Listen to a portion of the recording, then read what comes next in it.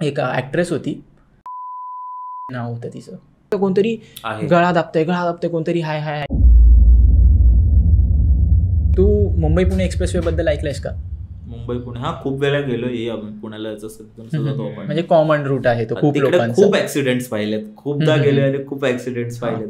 खूप common route आहे. तर माहितीये त्याची एक डार्क साईड पण आहे की तिकडे असे फार असे किस्से घडलेत की लोकांना एक टनेलमध्ये कोणतरी दिसल्याचा भास होतो.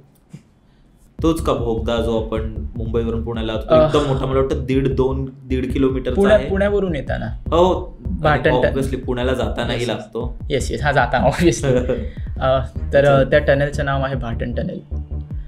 भाटण टनेलमध्ये असे मी खूप किस्से ऐकलेत. म्हणजे तू आर्टिकल्स पण वाचशील त्याच्यावरती, भरपूर आर्टिकल्सही अवेलेबल आहेत की आमच्यासोबत तिकडे असं झालं. तर आधीच्या काळी ना इकडे हे इन्सिडेंट्स कधी माहिती आहे 2001 नंतर खूप वाढायला लागले असे इन्सिडेंट्स तिकडे. तर त्या टायमाला आहे ना एक ॲक्ट्रेस होती, नाव होतं तिचं, तू ऐकलं पण असशील. खूप फेमस स्टेज आर्टिस्ट होती ॲक्च्युली ती, थिएटर्स वगैरे नाही सिरियल्समध्ये पण होती तर त्या टाईमच्या. तर ती ना एक मुंबईवरून पुण्याला काहीतरी शूटसाठी गेलेली, कार गेलेली आणि ती परफॉर्मन्स करून परत मुंबईच्या दिशेने निघाली. आणि पहाटे आय गेस 5-5:15ची गोष्ट आहे. ती त्या भाटण टनेलमधून पास होत होती तिची कार. तर अचानक आहे ना तिचा ड्रायव्हर जो गाडी चालवती, पाठी बसली, तिचा ड्रायव्हर गाडी चालवत होता आणि तसा आहे ना कंट्रोल गेला स्टेअरिंगवरून. त्यांचा फार भयानक ॲक्सिडेंट झाला आणि ॲक्सिडेंट एवढा भयानक होता ना की ते दोघं जागेवरच ठार झाले, जागेवरच म्हणजे. हो. आणि त्याच्यानंतर बघशील तू, त्याचं आर्टिकल आहे खूप मोठं गुगलवरती की असं असं झालेलं त्या टाईम. पण त्याच्यानंतर नाही खूप अशी स्टोरी पसरली होती लोकांमध्ये की त्या अपघातानंतर त्याच टनेलमध्ये त्याच स्पॉटवर कित्येक अपघात झाले किंवा कुणाला ती दिसल्याचा असा भास झाला, असे खूप हे पसरलेले र्युमर्स. तर एक दिवस ना एक ट्रकवाला होता, त्याचा तो कॉमन रूट होता. पण म्हणजे त्यांनी खूप असे किस्से ऐकलेले रे की तो बाहेर कुठे जायचा तर तिकडे पण लोक सांगतात ना की असे किस्से घडतात या ठिकाणी. तर तो याच्यावरती एवढं बिलीव्ह नाही करायचा, कारण ट्रक ड्रायव्हर जे असतात त्यांना हे कॉमन असतं. बरोबर, ते घाबरत नाही, ते निडर असतात खूप. एक्झॅक्टली. त्यांचे रात्रीचे प्रवास वगैरे असतात ना घाटात वगैरे, तर त्यांना आहे. हो, ते घाबरत नाहीत. त्यांनी मुंबई पुणे एक्सप्रेसवे घेतला, त्याच्यात डिलेव्हरी जी पोचवायची होती, जो ट्रक खाली करायचा होता, तर त्याच्यासाठी तो येत होता. तर त्याला ना रस्त्यामध्ये भाटण टनेल लागलं. ते आय गेस पहिलंच टनेल आहे तिथून येताना. तर त्याला भाटण टनेल लागलं आणि भाटण टनेलमध्ये जसं त्यांनी एंटर केलं ना, तो बघतो की रात्रीचे 2-2:15 वाजलेले आणि त्या टायमाला एकदम गाड्या वगैरे खूप कमी असतात. खूप कमी असतात. तर तो जात होता आणि जाता जाता आहे ना त्याला एक बाई दिसली पुढे. तो रात्रीचं एवढं टनेलमध्ये बाई कशी काय दिसू शकते मला. बोलतो नाही म्हणजे माझा भास असेल, असं काय बाई वगैरे नसणार इकडे. मला असं इग्नोर करतो आणि जातो पुढे. आणि त्याला तीच बाई पुन्हा एकदा दिसते म्हणजे थोड्याच अंतरावरती.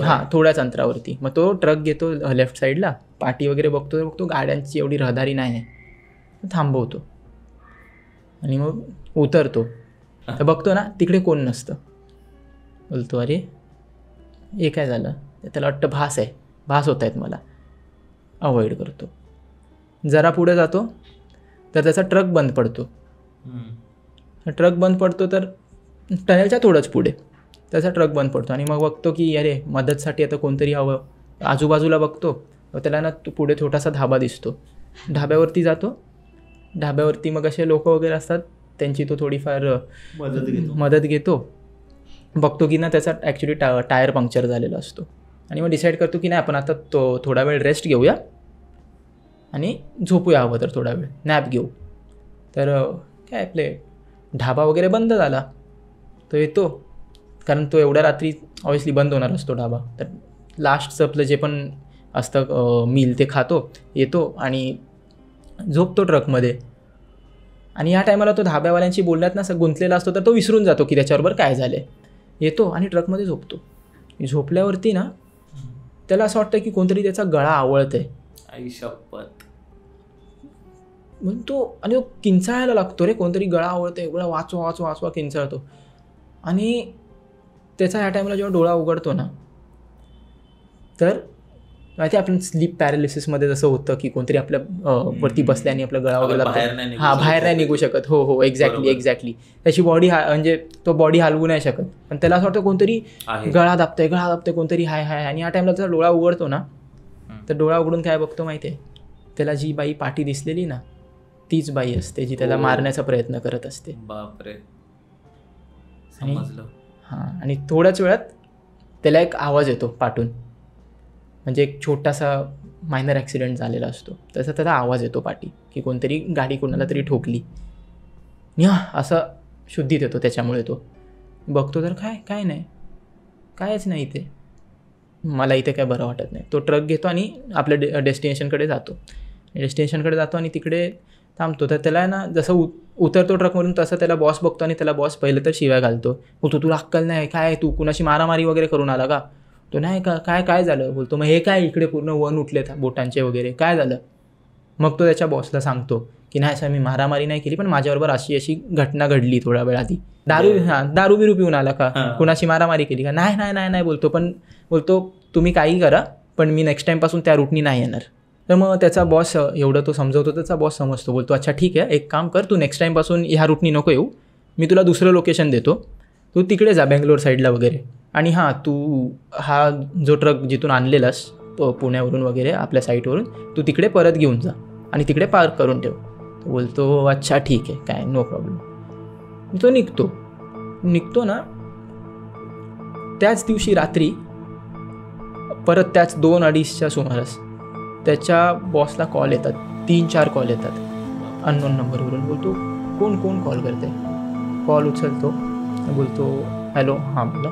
समोरचा व्यक्ती बोलतो की हा राजीव तुमच्या इकडेच काम करायचा का? बोलतो हो. समोरचा व्यक्ती बोलतो की त्याचा ना भाटण टनेलमध्येच मृत्यू झाला एका भयानक अपघातात, तो जागेवरच गेला. आणि मग तेव्हा त्याच्या बॉसला कळलं की नाही, हा खरंच बोलत होता, नक्कीच तिकडे काहीतरी आहे. त्याला नव्हतं पाठवलं पाहिजे. नव्हतं पाठवलं पाहिजे होतं, विश्वास ठेवायला पाहिजे होता मला त्याच्यावर.